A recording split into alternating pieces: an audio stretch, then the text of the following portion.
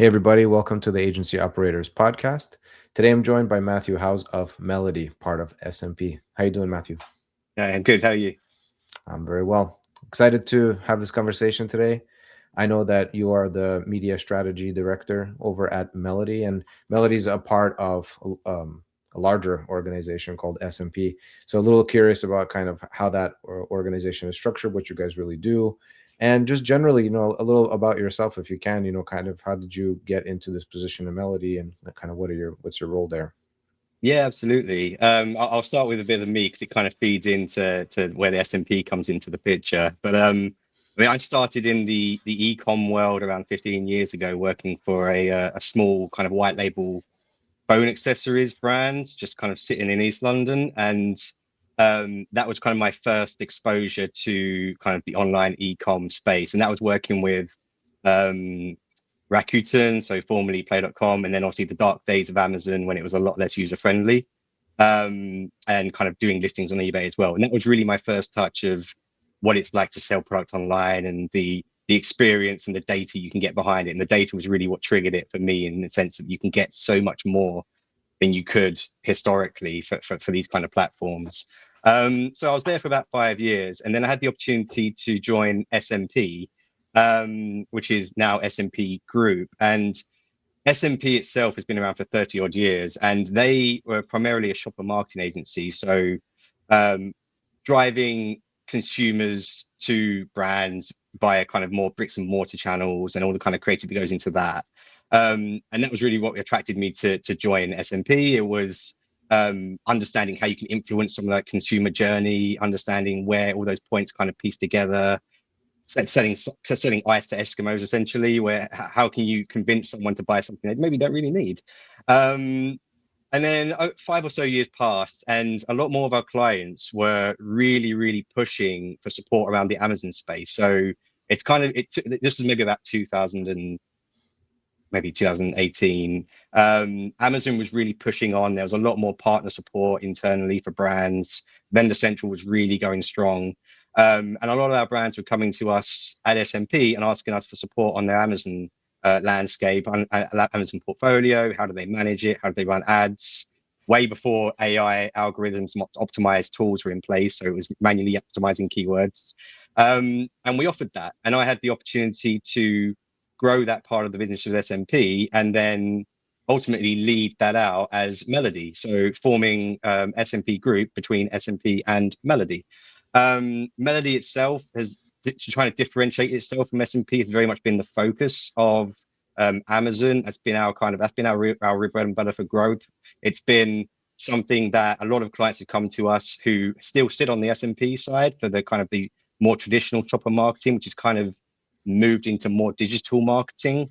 But when it comes to things like Amazon and general e-com, Melody is really where we shine, and a lot of the expertise we've brought over from SMP has really helped in that growth of Melody. So we aren't just looking at Amazon with kind of just Amazon shaped goggles. There's a lot of shopper insight and a lot of consumer journey mapping that we can apply, which has really helped in those early days of Melody. So and then we are kind of where we are now, where it's Melody is still very much focused on Amazon. It's very much an Amazon growth agency in the sense of its full service.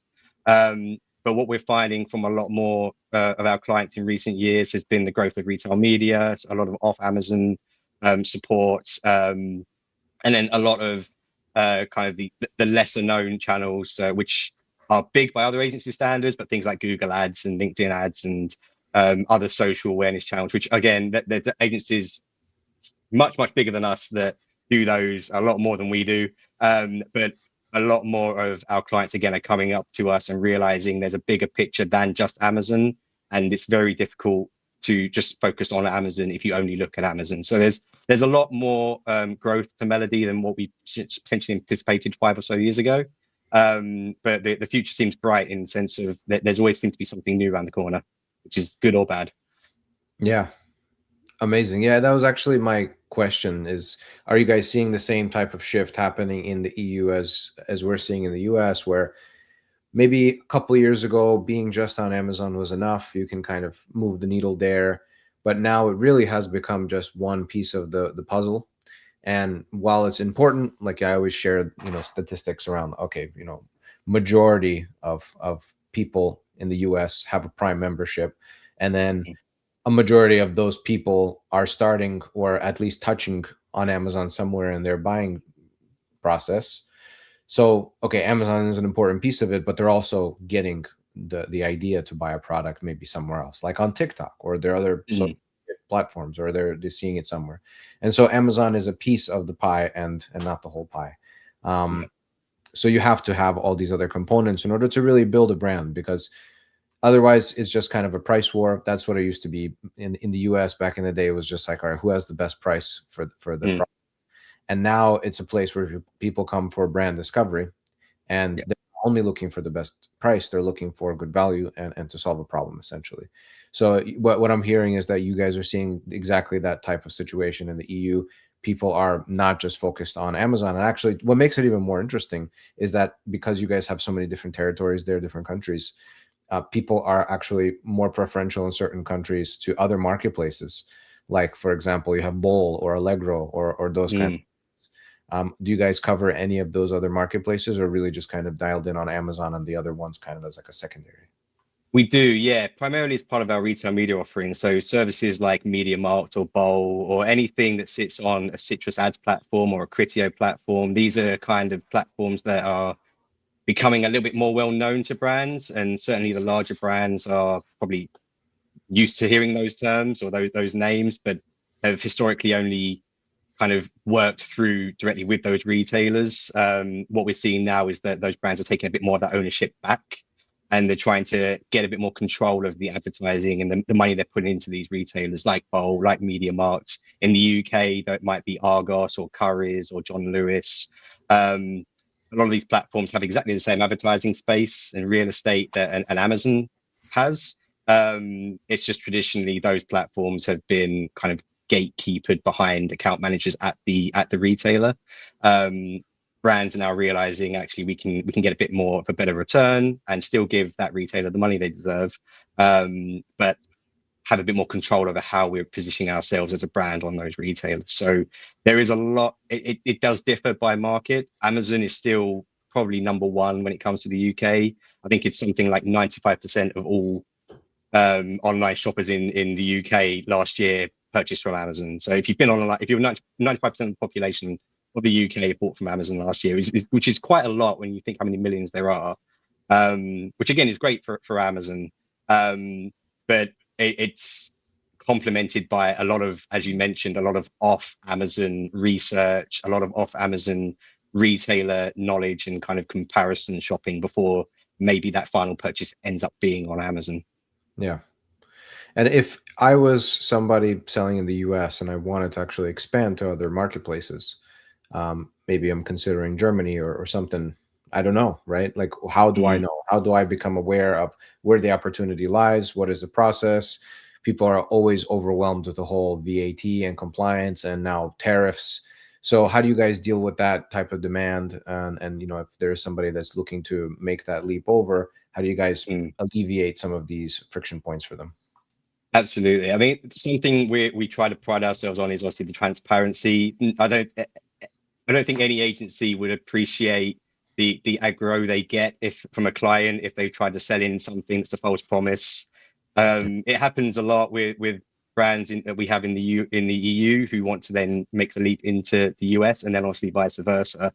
There's a lot of tools out there, and something we always do is provide that very transparent opportunity report, which is very much this is the size of the market, this is what your category is looking like, this is the market share of some of competitors that maybe you have in your local market, which maybe are or aren't in those other markets. It happens a lot. There's competitors in your local market that may, in this case, we'll take US as an example.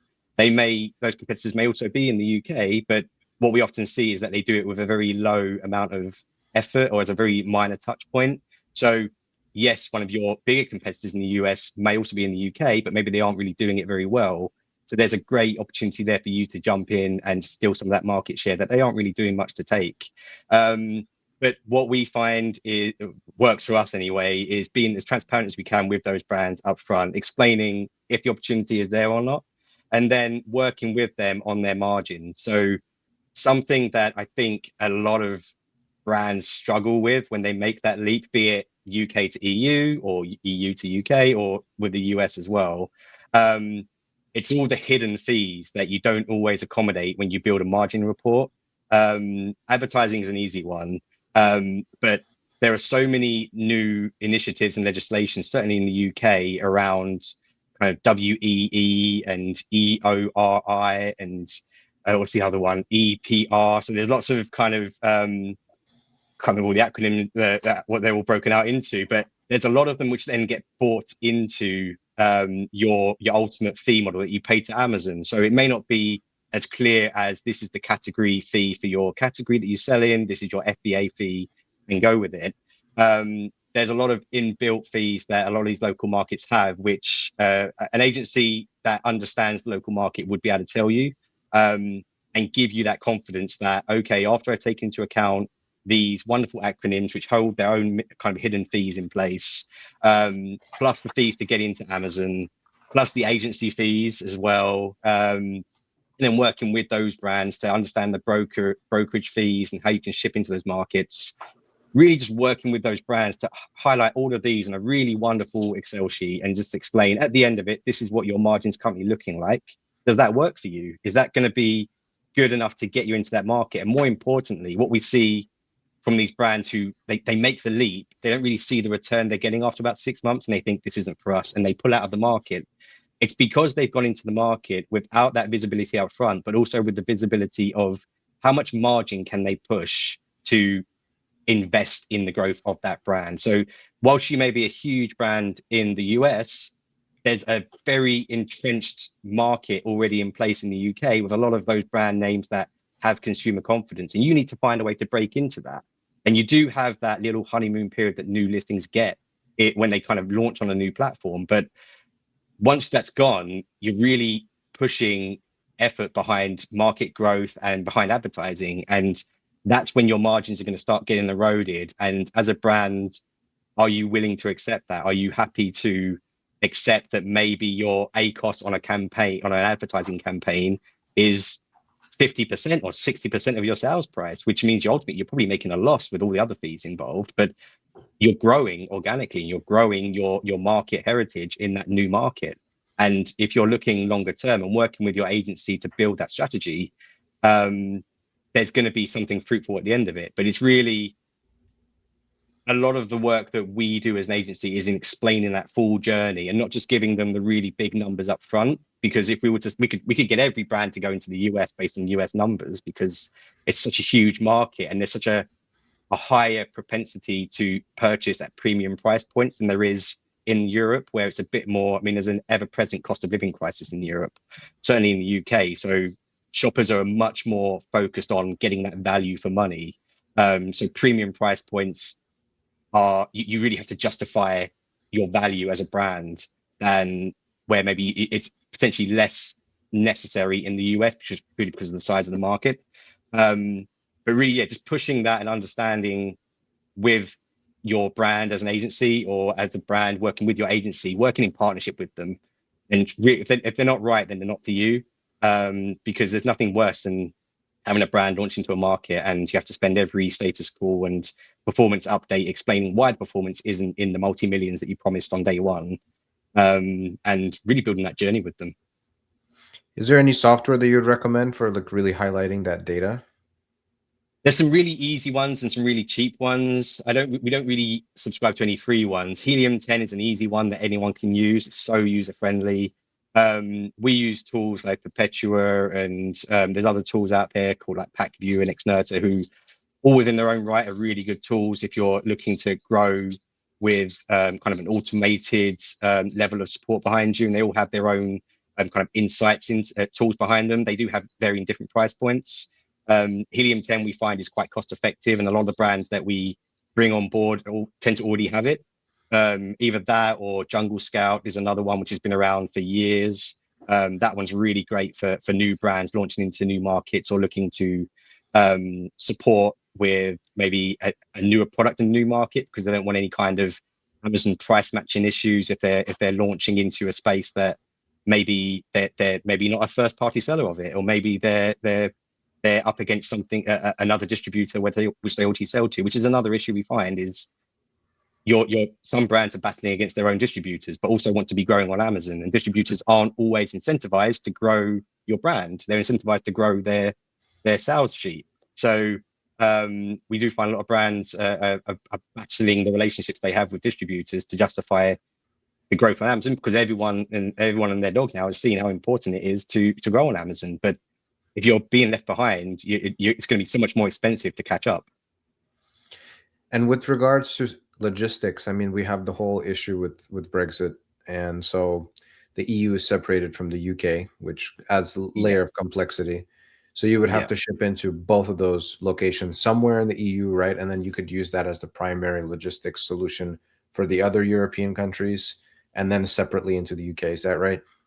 Exactly. Yeah. So they're very different marketplaces in that sense. In the world of Amazon, especially, it's the EORI number. I think I wrote it down. What is it? The UK Economic Operator Registration and Identification number. I had to write it down because I knew I'd forget it.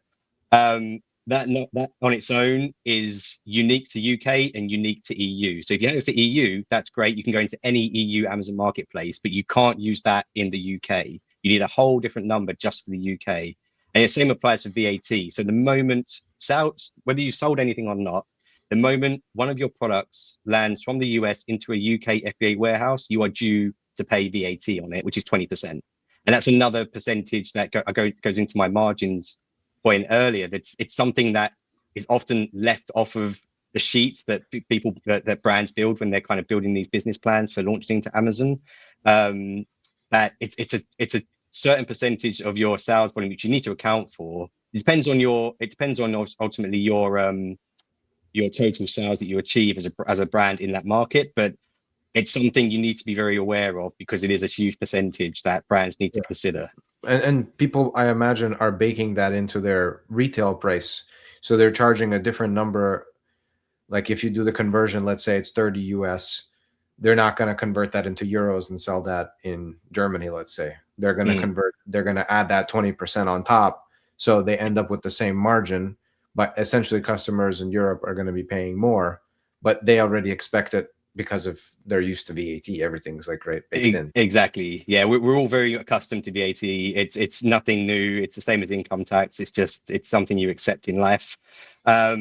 What I think is important to note, I'm not sure if I mentioned it earlier, but yeah, those other terms, the numbers that you need for those markets, the recycling codes, that it's essentially it's a code that every brand or every US based seller will need prior to selling into these markets, and essentially it covers the disposal and recycling cost of a particular product during its life cycle. So everything from the packaging through to the end of life cycle of that product and then it being disposed of. There's a fee entailed with that.